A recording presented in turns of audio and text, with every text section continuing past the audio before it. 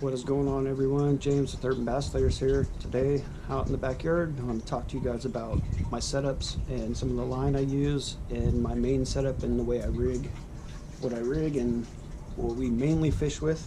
So two of the things I want to start out showing you guys is the line I use. I started out using this stuff. Found it at Walmart a long time ago. It's the Trilene XL Extra Tough, the low vis green.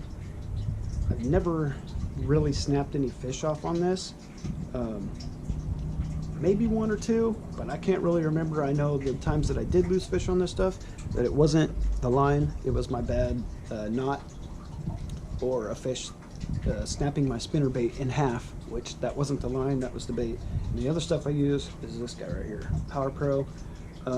Richard and he cycled through like, I don't know how many brands of braided line, and we ended up coming back to this. It's the Power Pro 30 pound. Sorry, the package is a little messed up, but what we do, like me and Devin now, what we do is we buy the bigger spool of this and we split the cost with each other. So if you have a friend that fishes, so another way to save some money is split the cost and get a bigger roll of the Power Pro. So I use the Power Pro or the Trilene, depending on if I'm using my bait casters or if I'm using my spinning rod. This is my original setup. It's just a loose spinning rod on a really old ugly stick. This is all broken, it's taped together. I usually throw Texas rigs on this mainly, and I've caught a lot of fish on that pole, a lot of fish. And then I got my two bait casters. It's just a loose combo speed stick. Both of my poles are medium heavy, fast action tapered. This guy's kind of old. Yeah, medium fast action. This guy's still be pretty good. And the other pole that I started out with, my first bait caster, was this guy. It's just a Abu Garcia Vendetta. It's also medium. This is a 7 foot. That one's a 610. This is a 7 foot medium heavy action. I throw all my crankbaits on this guy mainly. What is this guy? It's my other Lew's Speed Tournament. Pretty good. Lew's makes some really good products. Haven't had any problems with them. I learned about Lew's through Informative Fisherman and watching some of his videos, and at his IFMIS thing a couple years back, there were some guys talking about it. So with the line, the number one rig that I do is the Texas rig, which is like this. I use the bobber stops, and then we use these guys. Get them at Bass Pro Shop. They're the worm weights. These are the 16 ounce, 1/16 ounce. And yeah, I just put the bobber stop on like this. Show you guys kind of how to do it. I always use a Palomar knot on everything. I'm kind of new to fishing, so I just stick with what works. So you put the bobber stop on first, put your weight on there, then you tie your knot, pull it back down. You can let this free flow, and it could be like a Carolina rig, but better Texas rigged. You can rig these things so many ways, but this is how I rig them. Just down to the point, through. Sometimes I'll pull this back just a bit, give me some room to get that worm up there, and pop it back. You take your thumb, your finger, and get an idea where that hook needs to be. Just come straight up through the bottom. Now that is an exposed hook. Now what you want to do is you want to texpose this by sticking the tip of that into the top of the bait. Now what that does is that makes that whole setup completely weedless. I catch 80% of my fish on this. Me and Devin smash it on this rig right here. So what happens with this is when they come and they bite it, pops down like that, goes right in. Once these get beat out, you just take it and you can turn it and you just spin it halfway, go right back through it, rehook it, stick that hook back in there, and now you can reuse it again. You could even turn it and use these a couple times. I've even spun Senkos around backwards. You can take a lighter, if you have a lighter on you, a pocket lighter, and you can melt the ends and you can fix the Senko. The hooks that we use, I use these guys right here, Gamakatsu, the 3/0, and they're the offset shank worm hooks. The reason being is you got more gap in there for that worm to pop down. Like I showed you when it was on there, you got more room for that worm to pop down here, and you got more hook area to get hooked into the fish. I use the red ones because I found out a long time ago it's not about the color, but it's the coating they put on there. For some reason, the baits don't seem to slip down the hooks as much as when you use the regular like galvanized hooks or whatever they are.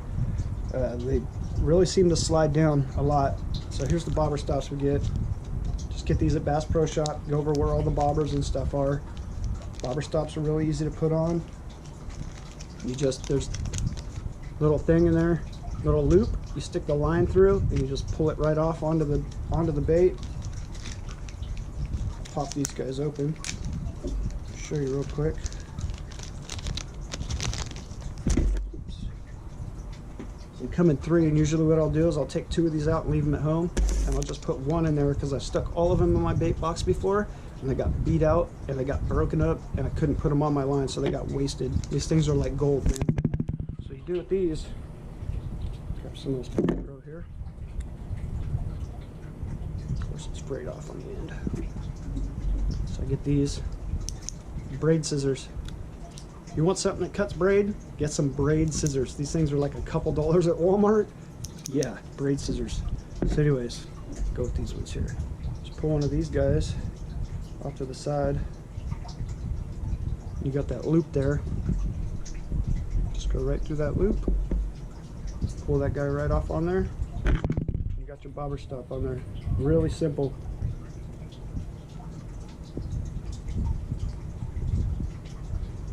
Pretty tight. I had to use my teeth to pull it down. So then you put your weight on next, and then you put the hook on and you tie it. And then our secret weapon is these guys. You can also get these at Bass Pro Shop. I found these a long time ago. They're glass rattles. You want to get the ones that have the tip. Oops. You want to get the ones that have the tip on them like this, because when you go to put them in the worm,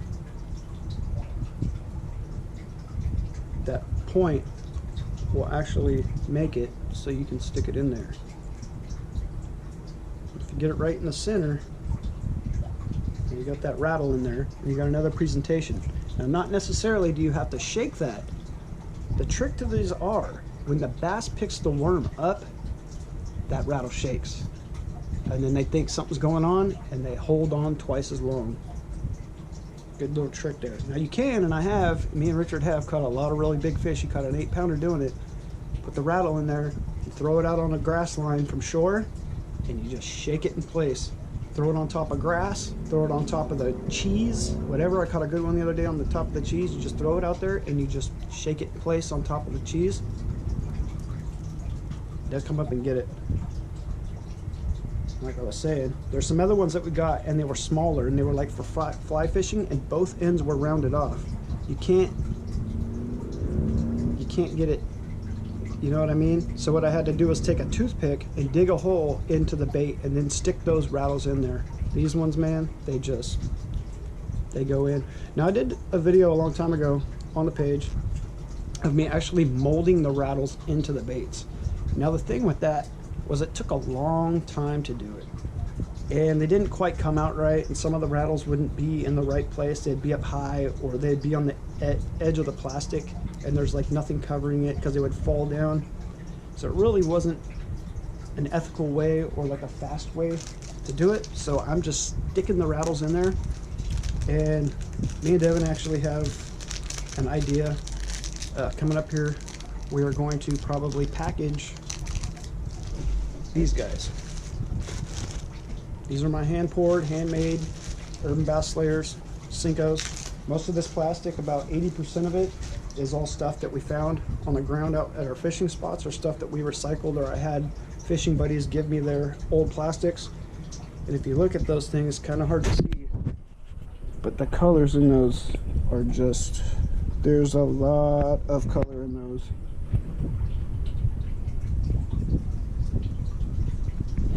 The theory with these things, like I said in the previous video, is the black silhouette gets their attention because it's solid color and it's a silhouette. But once they get in there on it, if it's in clear water, they see all that flake in there and they eat it, man. They really eat it. And if it's in muddy water, once again, you have a solid profile that they can come and find.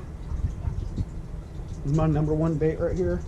So what we're gonna do, possibly, is package these to sell. I just got $1,000 donated to me from my aunt. She got an inheritance from a family member passing, and I'm gonna be buying a new computer today. We're going to Fry's, and so my editing stuff's gonna go up. If I have enough money left over, I'm gonna buy a new GoPro. And we got a lot of stuff coming. It's coming slowly. It's a slow struggle, but once we get there, it'll all be worth it. So this is a little video just on rigging Senkos, Texas rigged, and the baits we use, the stuff I use, a little trick with the rattles, the line we use, the hooks. That's just our normal basic setup. Now on these other poles, I'm always running my custom handmade, hand-painted crankbaits. I've caught so many fish on this guy right here. So yeah, that too. We'll be trying to sell a bunch of stuff in the future. Hats, shirts, stickers, crankbaits, handmade baits, hand-poured baits. Got a lot of stuff coming, man. I got a lot of really good ideas in the bait room, stuff I haven't showed people. Anyways, Urban Bass Slayers, 12-minute video. Getting kind of long here. Thank you guys for watching. We gotta get these things so you guys can get your hands on them. I know everybody wants to use our baits, and I appreciate everybody that wants to help us out. It's really a dream come true, man. You guys are everything. Without subscribers, this page would be nothing. So I appreciate every single one of you that likes, subscribe, share. Go down, make sure you click on the notification bell, because YouTube is getting weird with their stuff, and if you don't click on the notification bell, you won't get our new videos. And I'm trying to put out as much content as I can. Like I said, I'm getting a new computer, going to spend about 800 bucks on it, probably, maybe a little more. I'm going to get a new editing program because I use Windows 7 on a really old computer, and I don't really know much about computers, but I'm getting it done, man. I'm just a guy and a couple friends, and decided to start making a YouTube channel, and here we go. Let's go. Urban Bass Slayers, get off your couch, go catch some fish, man. Have fun. Thanks for watching.